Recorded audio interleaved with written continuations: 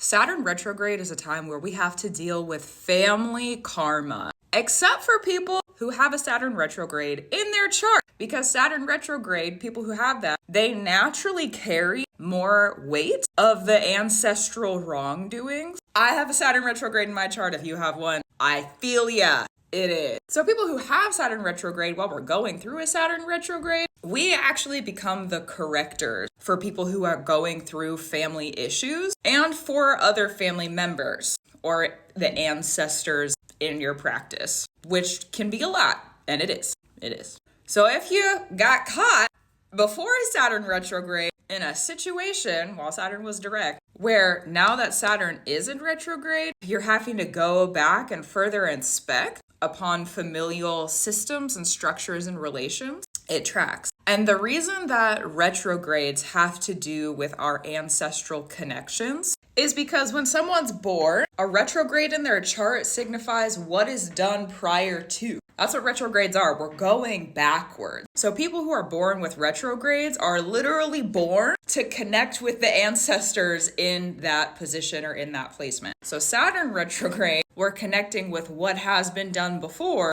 which can be ancestral. So Saturn being in Pisces this retrograde, we're also returning to our spiritual structures and systems from our families to kind of break those down, understand them more, and then close the door and move forward, or keep the door open, apparently, or keep it open if you discern for yourself that it's really necessary and needed for you. So let Saturn retrograde come through and help you and get it done. Personally, I think retrogrades can be a lot of fun because we are reaping what we've sown. So if you're sowing good seeds for yourself, normally you're reaping some pretty good reward, but sometimes it is difficult. So keep doing what you need to do. Go and brew. I love you, and I'll talk to you soon.